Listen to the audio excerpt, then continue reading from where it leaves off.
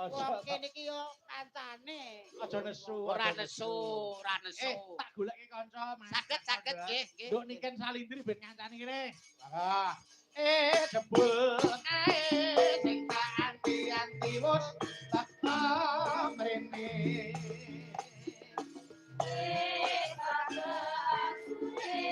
Babar pisan.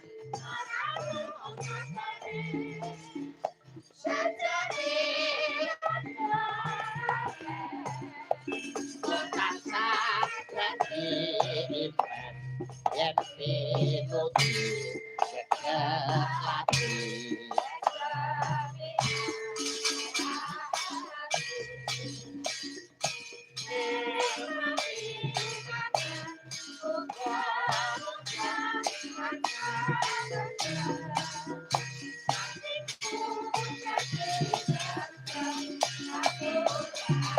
Petra Ari kakek ulah sira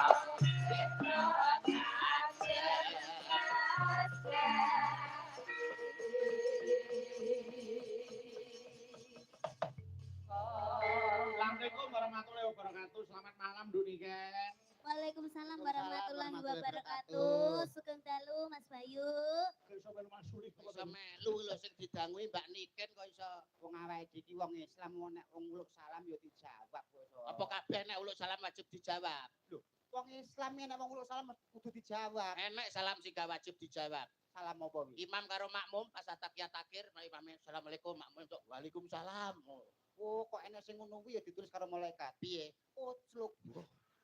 Mbak Niken. Nggih Mas Bayu. Alhamdulillah iso ketemu enten Alhamdulillah. mriki, ketemu ning Nggih, awi meneh. Alhamdulillah Mas Bayu, semoga Mas Bayu sehat selalu panjang Amin. umurnya. Amin. Tambah jembar atine, Amin. tambah sabar. Amin, Nduk. Wah, niki wae kula nderek jenengane nggih rati-rati sedih asine. Lah kok susah ki ngopo? Aja sedih to, Nduk, Nduk. Nggih kelingan napa Mbah Hanop kan. Heeh. Pengen kan nate napa jenenge sanjang to teng Nggih, kula lek heeh. anu tak anteni Nduk, mengke anu dolan ning gone Solo. Nggih, heeh. Lah kok dereng mriko.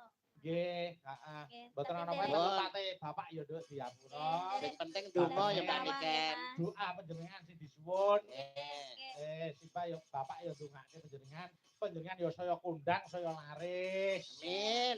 Mboten lembah manah. Nggih. Semanten iki ndongake Mas Yuda ya ngono saya kondang, saya laris. Amin. Lah, Nggih. lah aki. Aku kok aki lho. Aku Mbak Niken, Nggih Mas Bayu. niki ujube ngunduh mantu. Nggih, manten. Sampeyan ndongake apa ro mantene? Wong iki nek wis isih suci kaya Mbak Niken iki dongane mesti mandi. Nggih. Wong kulino ibadah kaya Mas Yuda dongane ya mesti mandi. Mandi. Alhamdulillah. Amin. lah aku. Mbak Niken ndongake apa kanggo Oke, niki mantene? mantene namine sinten Mas Bayu? Jangkrik. Angkat ibu aku mesti meneng. Mas Fahrul kali Mbak Feni. Oh, Mas Fahrul kare Mbak Feni, Ya semoga ini menjadi kan keluarga yang gawatan ngajeng nih. Nggih, sudah tadi sudah foto Oh, sama saya. ngaten. Iya, Nggih. semoga menjadi keluarga yang sakinah mawaddah warahmah. Amin. Semoga berbahagia selalu, yang penting Amin. sehat selalu.